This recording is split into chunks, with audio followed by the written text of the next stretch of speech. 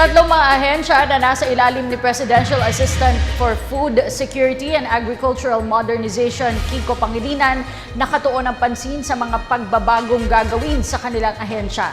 Nagpaabot rin ng suporta ang mga ahensya sa bagong kalihim. Si Noel Perfecto sa detalye.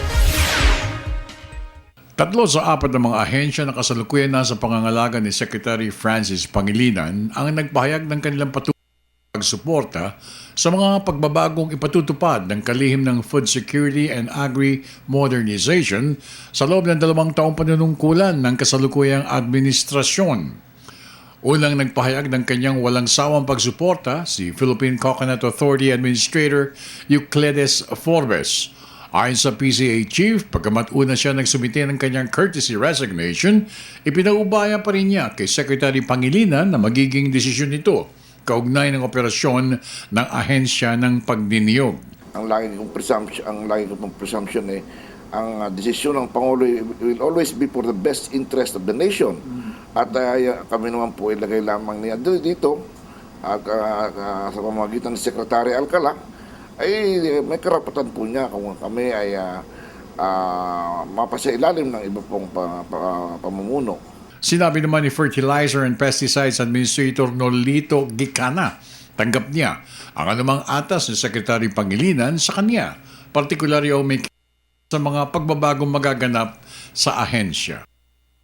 Base po doon sa mga coordination sa amin na tinatanong kung yung mga kumpanya at saka mga trader ay legal na nagbebenta ng abono at pestisidyo, na patunayan po namin na marami doon ay hindi po lisensyado ng EPA at ang product po ay hindi rin rehistrado. So, ganun pa man, merong panuntunan ng ating pamahalaan na dapat sumunod sa tamang proseso katulad ng nasasaad sa Electronic Procurement Law and the Republic Act 9184. Dapat po susunod tayo doon. Ang isang requirement doon dapat lisensyado, rehistrado yung produkto at meron pa pong mga iba. So kung tayo po ay kakailanganin anumang sandali, ang tulong natin ay magagabayan natin para sa mga programa na kailangan po yung ating inputs like abono at pestisidyo dapat ay rehistrado at nasa uri tamang-tamantayan. Hindi naman nagpahuli ang mga alistong Food Authority officials na pinangungunahan ni Rex Estoperes. Ayon sa spokesman ng naturang ahensya, ipinagmamalaki ng NFA ang halos naging triple ang dami ng bigas ng NFA na handang mailabas sakaling kakailanganin ng mga consumers. Madalit sabi, walang kakulangan ng NFA o ang pamahalaan sa supply ng bigas, taliwas sa nais palabasin ng ilang grupo. Tukol naman sa rice cartel, sinabi nito na tiwala siya sa kakayahan ng bagong mamumuno sa pagbuwag at tuloy ang pagpapahinto ng sindikato sakaling gumagana pa ito.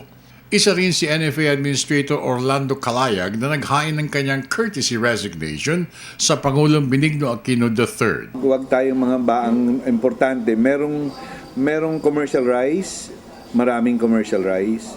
Kaso lang yung sinasabi no? Medyo mataas, pero andyan po yung 27 pesos and 32 pesos ng National Food Authority. So yan ang ating pang-neutralize naman doon.